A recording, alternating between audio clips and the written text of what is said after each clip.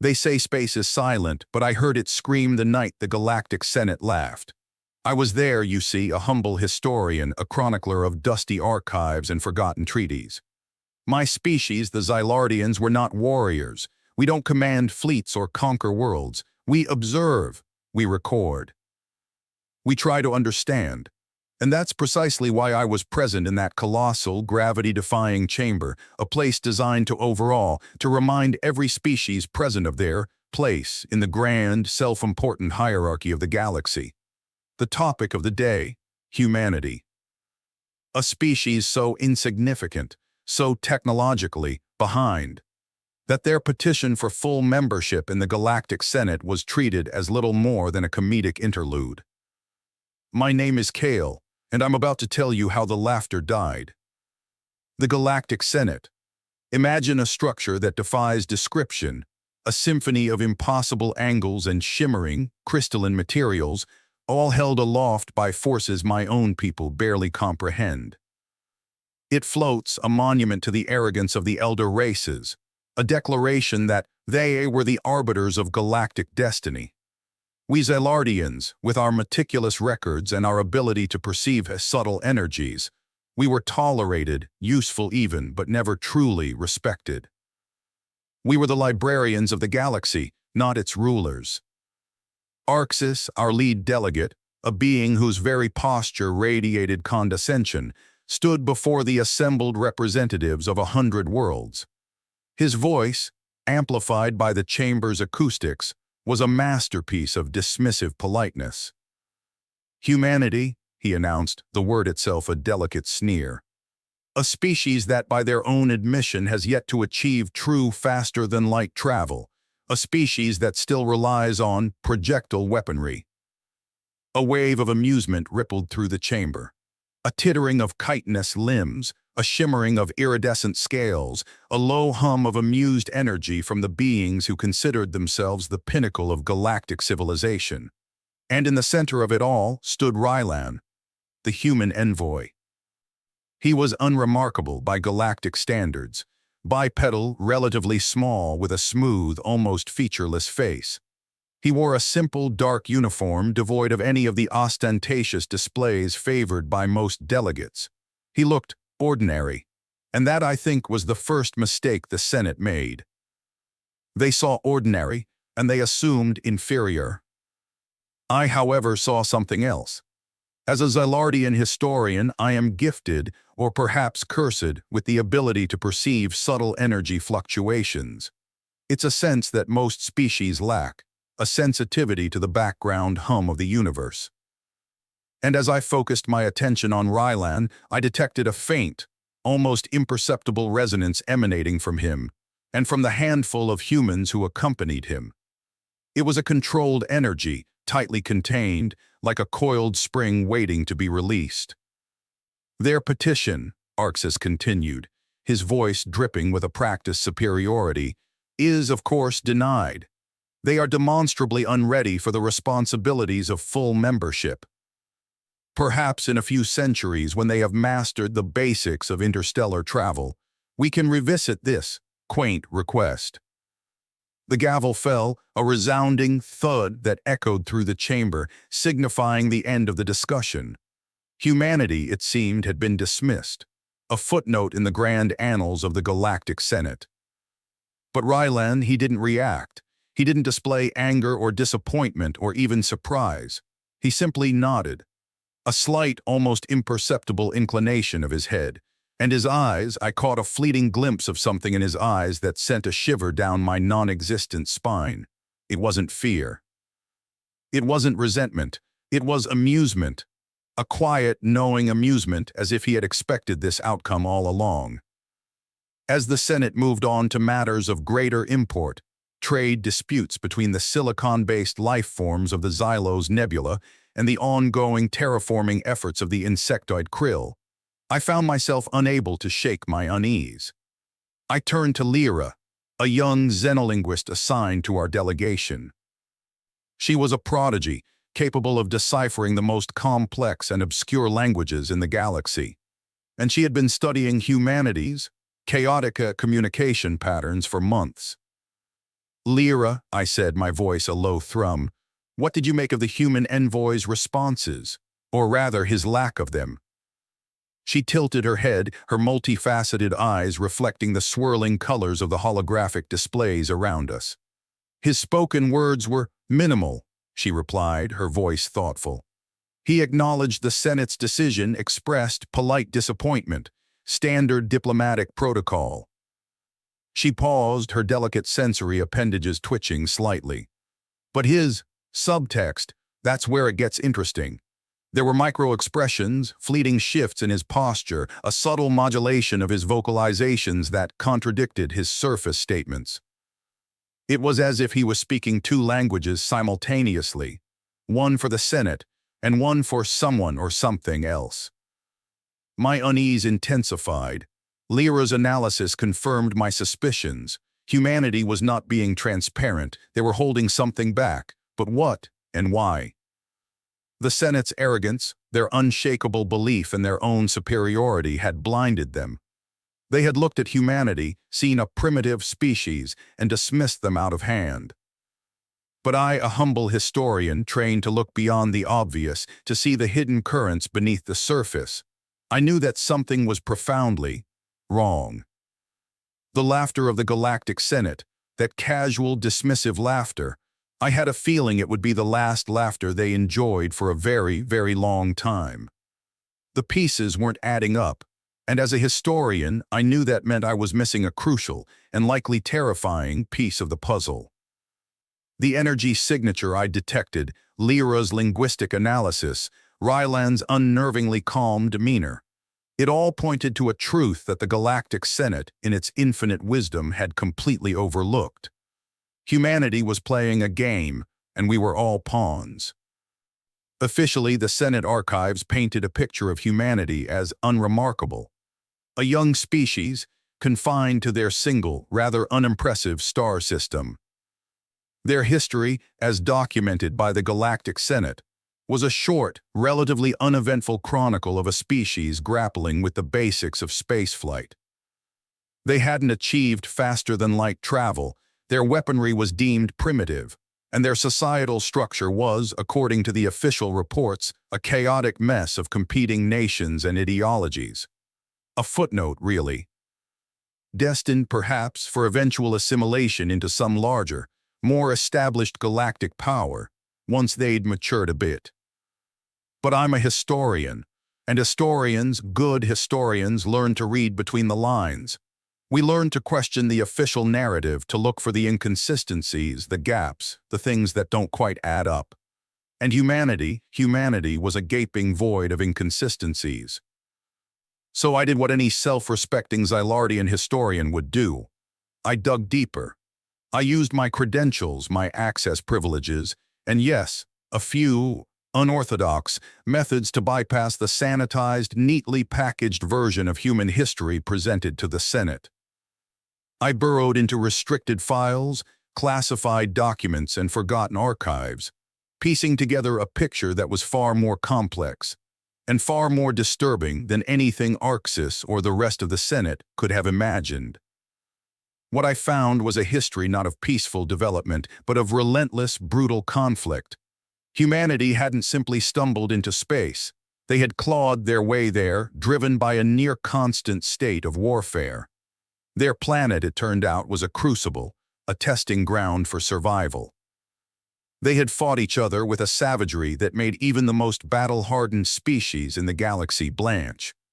They had developed weapons of unimaginable destructive power, weapons capable of rendering entire continents uninhabitable.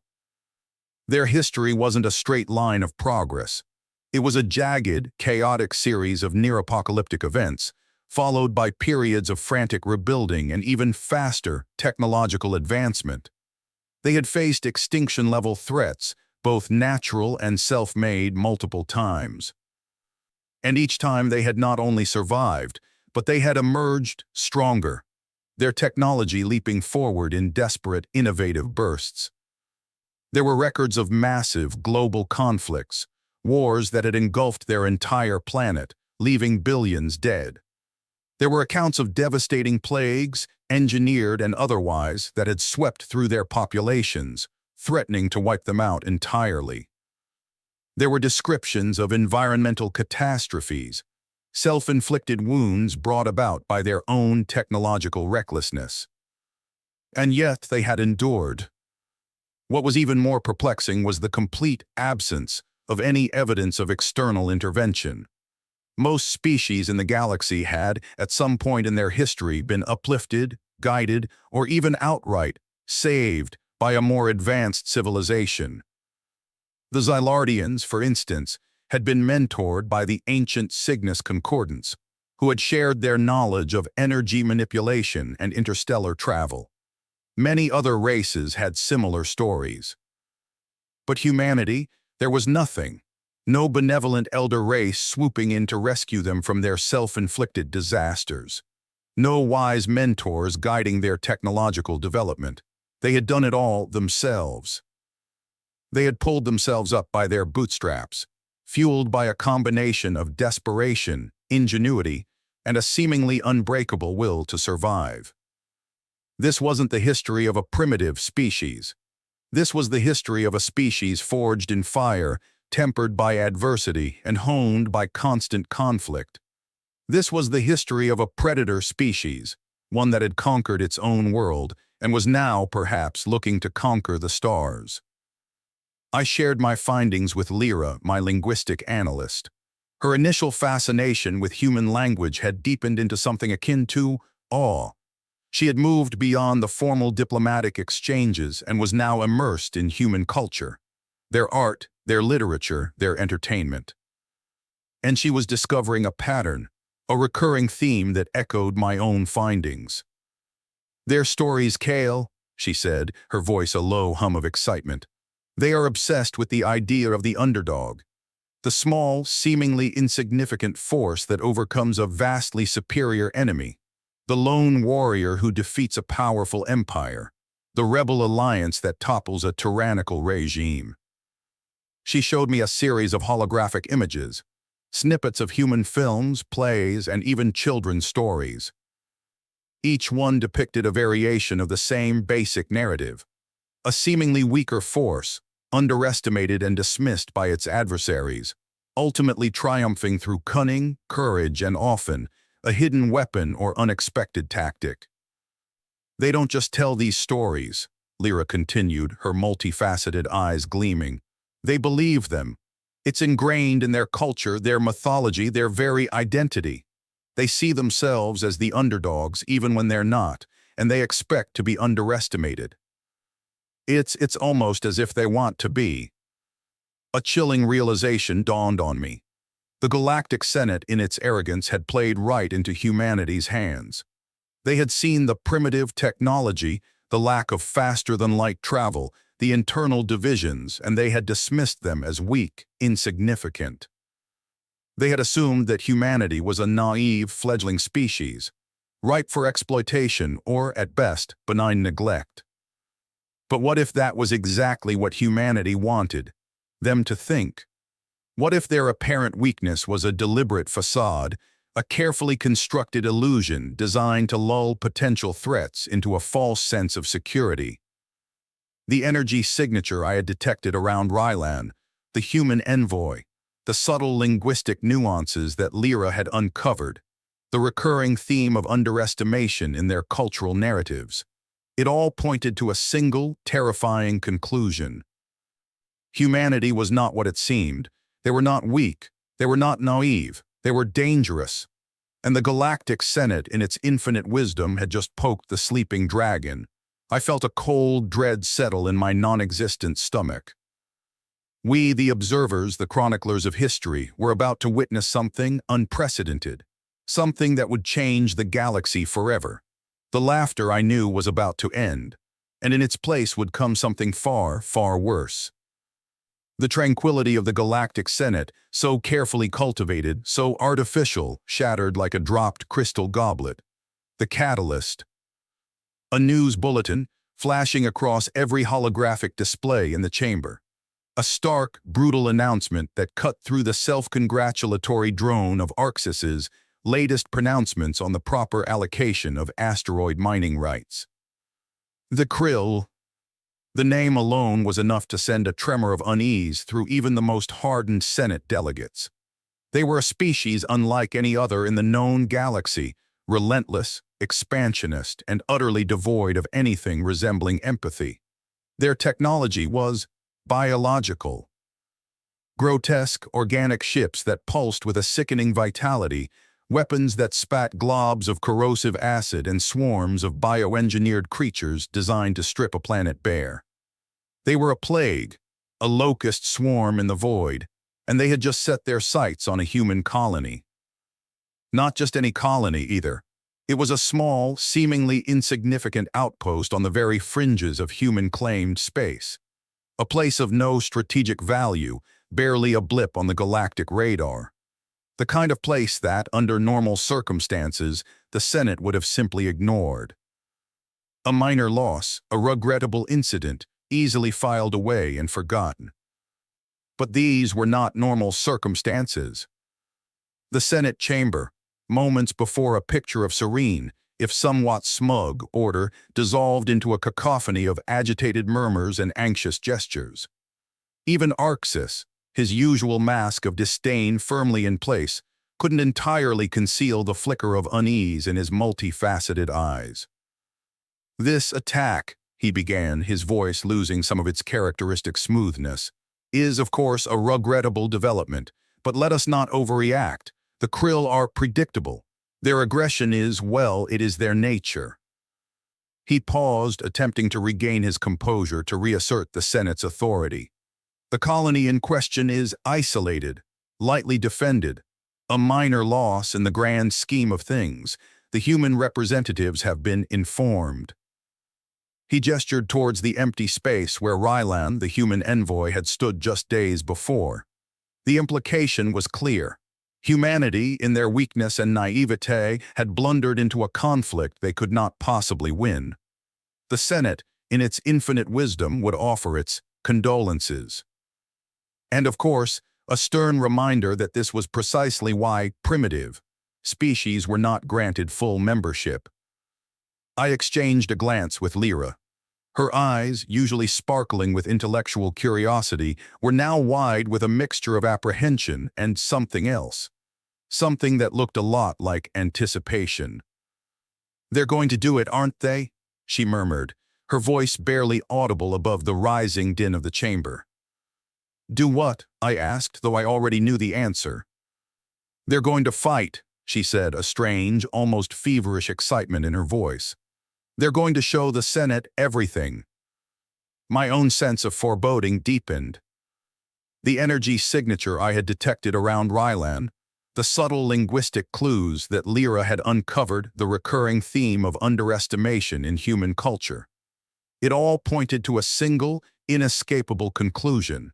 Humanity was about to unleash something that the galaxy had never seen before. The silence that followed Rylan's departure from the chamber was different. It wasn't the silence of agreement or even of indifference. It was the silence of anticipation, of held breaths and racing pulses. The silence before the storm.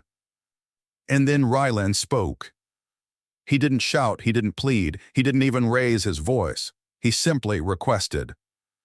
"Honorable members of the Galactic Senate," he said, his voice calm, measured, utterly devoid of the fear or desperation that everyone expected. "The Krill have attacked our colony. They have violated our sovereignty. They have threatened our people." He paused, letting his words hang in the air, a stark contrast to the self-serving rhetoric that usually filled the chamber. "We understand the Senate's protocols. We understand that direct intervention is not permitted. We respect your traditions." The subtle emphasis on the word traditions was not lost on me. It was a polite, almost imperceptible jab, a reminder that the Senate's traditions often serve to protect the powerful and leave the vulnerable at the mercy of predators like the Krill. "Therefore," Rylan continued, "we will not ask for your assistance. We will not beg for your protection. We will, however, request permission. Permission to defend our colony using our own limited resources." The word limited was delivered with the same subtle emphasis, the same almost imperceptible hint of something else. Something that sent another shiver down my spine. The Senate predictably granted permission. Arxis, his face a mask of smug satisfaction, delivered the verdict with a flourish. "Permission granted," he declared. "Let this be a lesson to all aspiring members. The galaxy is a dangerous place. Strength and adherence to the established order are the only guarantees of survival." He fully expected a swift, brutal Krill victory, a demonstration of the futility of resisting the Senate's will, of challenging the established hierarchy. He expected humanity to be humbled, to be taught a lesson they would not soon forget. He expected wrong. As Ryland turned to leave, I saw it again, the subtle shift in his demeanor, the almost imperceptible increase in the energy signature around him. It was as if a switch had been flipped, a mask had been discarded. The calm, deferential envoy was gone. In his place stood something else. Something colder, harder, more dangerous. The Senate, in its arrogance, had made a fatal mistake. They had underestimated humanity, and now they were about to pay the price. I looked to the empty space where Rylan had stood a moment prior, the silence of anticipation becoming a deafening, dreadful weight. The pieces were clicking into place, but the picture that was formed was terrifying. The Galactic Senate, accustomed to controlling the flow of information, to shaping the narrative of galactic events, found itself utterly and humiliatingly blind. The long-range sensors, usually capable of piercing the deepest nebulae and tracking the faintest energy signatures, were useless. All they showed was a chaotic mess of static, interference, and something else. Something that defied explanation. We were forced, like primitive tribesmen huddled around a flickering fire, to rely on the raw, unfiltered data streaming from the few surviving observation satellites near the human colony. And what that data showed was impossible. The Krill fleet, a seemingly unstoppable tide of bioengineered horrors, had closed in on the colony, their weapons blazing, their monstrous forms eclipsing the light of the distant stars. The Senate delegates, myself included, braced for the inevitable. We expected screams, pleas for help, the frantic, desperate signals of a dying civilization. We heard nothing. Then the human ships appeared. They weren't the grand, imposing dreadnoughts favored by the elder races. They weren't even particularly large. They were small, sleek, almost fragile-looking. They moved with a speed and agility that defied the known laws of physics, darting through the Krill formations like silverfish through a dark pond. And they were armed. The primitive projectile weapons that Arxis had so derisively dismissed were anything but. They unleashed blasts of energy that shimmered with an unholy light, tearing through the Krill bioships as if they were made of tissue paper. These weren't simple explosions. They were disruptions. The very fabric of spacetime seemed to warp and twist around the impact points, leaving behind nothing but a swirling void where once mighty Krill warships had existed. I watched, my multifaceted eyes struggling to process the images flickering across the holographic displays. The Krill, accustomed to overwhelming their enemies with sheer numbers and brute force, were being outmaneuvered, outgunned, annihilated. Their bioships, usually so terrifying in their organic grotesqueness, were being ripped apart, their internal fluids boiling and vaporizing in the vacuum of space. Their swarms of bioengineered attack creatures, normally capable of overwhelming even the most heavily armored infantry, were being erased, reduced to their constituent atoms by weapons that seemed to defy the very laws of physics. The Senate chamber, usually a place of measured debate and calculated pronouncements, was filled with a stunned, disbelieving silence. The only sounds were the frantic clicking of claws on control panels, the involuntary gasps of disbelief, and the low, guttural growls of Vorath, the Draxan general. Vorath, a veteran of countless campaigns, A warrior who had seen entire star systems burn was speechless. He stood there, his massive, armored frame trembling, his 4 eyes wide with a mixture of horror and grudging admiration. This is not possible, he finally managed to choke out, his voice a low rumble that barely carried across the silent chamber. Their technology, it defies all known principles. Their ships, they move like. He struggled to find the words. His military mind, trained to analyze and categorize, utterly overwhelmed by what he was witnessing. Like they're not bound by the same laws of physics as the rest of us, Lyra finished for him, her voice strangely calm, almost detached. She was staring at a separate display, her sensory appendages twitching frantically as she analyzed the data streaming from the battlefield. The energy readings, she continued, her voice barely a whisper, they're astronomical, off the charts. And their communications, it's a language unlike anything I've ever encountered. Not just encrypted, it's structured on principles we don't even understand. It's as if they're communicating with reality itself.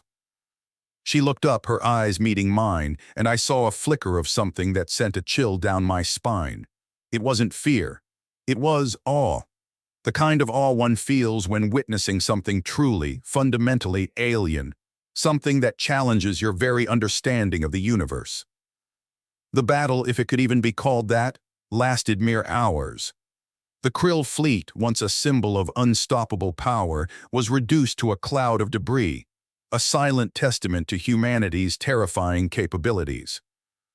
The colony, the insignificant little outpost that the Senate had been so willing to sacrifice, was untouched. As the last of the Krill ships disintegrated, a single human vessel, larger than the others, its hull gleaming with an almost ethereal light, positioned itself in the center of the debris field. It broadcast a single, unencrypted message, a message that was received by every ship, every station, every being in the Galactic Senate. It wasn't a message of triumph or of threat. It was a statement, a simple, stark declaration of fact. The message was in perfect, unaccented galactic standard, the language of the Senate itself, and it was delivered not by a machine, but by a human voice. A voice that was calm, measured, and utterly devoid of any emotion. The voice was Ryland's. "The Krill have been dealt with," he said. "Let this be a lesson to all who would threaten humanity. We are not what you think we are." The transmission ended. The holographic displays flickered, then returned to their usual display of galactic charts and trade routes. But the silence in the Senate chamber remained. A heavy, suffocating silence filled with the unspoken realization that everything had changed. The laughter was over, and in its place a new and far more terrifying sound had filled the void, the sound of fear, and in the near distance, a growing respect. The tide had turned. The display had been witnessed, and they all knew. The silence in the Galactic Senate chamber was absolute. The kind of silence that follows a supernova, a silence born of stunned disbelief and the dawning realization that the universe has irrevocably shifted. The holographic displays, usually vibrant with the mundane business of galactic governance, now showed only the drifting wreckage of the Krill fleet, a stark monument to humanity's unveiled power. And into that silence Ryland returned. He no longer looked like the unassuming envoy who had stood before them just days before. He hadn't physically changed, not exactly. He still wore the same simple, dark uniform. He still had the same calm, almost unremarkable features. But the presence he projected, that was different. It was as if the tightly controlled energy I had sensed before had been unleashed, not in a destructive blast, but in a quiet, unwavering force field of authority. He walked to the center of the chamber, not with arrogance, but with the quiet confidence of someone who knows, absolutely knows, their own strength. He didn't wait for the Senate to acknowledge him. He didn't ask for permission to speak. He simply began. For centuries, Ryland said, his voice amplified by the chamber's acoustics, yet carrying an intimacy that made it feel as if he were speaking to each delegate individually. Humanity has been aware of the Galactic Senate, of the elder races, of the established order. He paused, his gaze sweeping across the stunned faces of the assembled representatives. Xylardians, Draxans, beings I couldn't even name, all frozen in a tableau of bewildered fear. Even Arxis, our esteemed delegate, the very embodiment of Xylardian pride and tradition, looked diminished. His usual air of condescension had evaporated, replaced by a pallid, almost sickly hue. "We have watched," Ryland continued, his voice unwavering, "as you charted the stars, as you established your trade routes, as you managed the affairs of the galaxy. We have listened to your pronouncements, your decrees, your wisdom."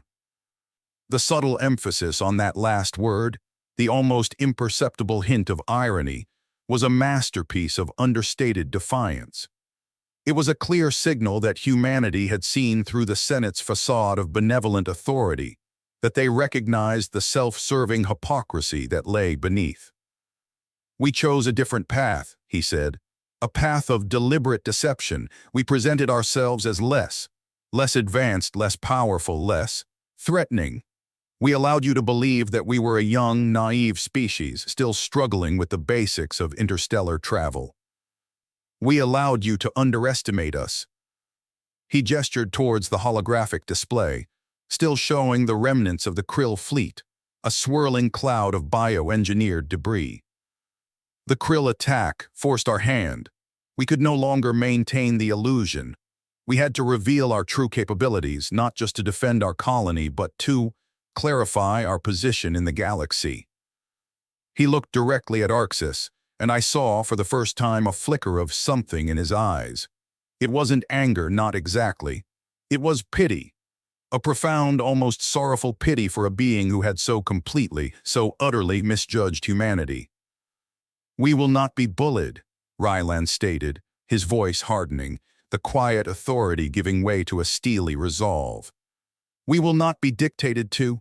We will not be controlled by a Senate that values order above freedom, that prioritizes its own power over the well-being of its members." He turned to address the entire chamber, his gaze encompassing every delegate, every species, every corner of the vast, echoing space. "Humanity does not seek conquest. We do not desire to rule the galaxy, but we will defend our sovereignty, we will protect our people, and we will stand against any who threaten our freedom." He paused, letting his words sink in, letting the weight of his pronouncement settle upon the stunned assembly. "We propose a new order, a galactic order based not on dominance and coercion, but on mutual respect, cooperation, and the recognition that true strength lies not in brute force, but in unity and resilience.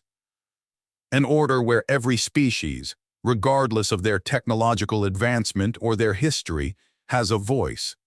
An order where differences are celebrated, not suppressed." He extended a hand, not in supplication, but in invitation. "We offer you a choice. You can cling to the old ways, to the arrogance and the complacency that have blinded you for so long. You can continue to underestimate us, to dismiss us, to treat us as less. Or you can join us. You can help us build a better galaxy, a galaxy where all species can thrive, where all voices are heard, where all are free." The silence that followed was profound. It was the silence of a paradigm shifting, of an old order crumbling, of a new future, uncertain but filled with potential dawning. I looked at Arxis. His face was unreadable. The shock, the fear, the humiliation, they were still there, but beneath them something else was stirring, something that looked a lot like hope. The Galactic Senate, the self-proclaimed guardians of galactic civilization, had been humbled. Not by a superior military force, not by a devastating weapon, but by an idea. The idea that true strength lies not in power, but in principle. The idea that freedom and respect and cooperation are not weaknesses, but the very foundations of a lasting peace. As for me, Kale, the humble historian, I knew my work had just begun. I had a new record to start, a new chapter in the galactic annals to write. It would be a long, complex, and undoubtedly messy chapter. But it would be a chapter filled with hope, with possibility, with the promise of a better future. A future where the laughter of the arrogant had been silenced, replaced by the quiet, determined voices of those who had, for too long, been underestimated. It was the day the galaxy learned to listen, and I, for one, could not wait to begin.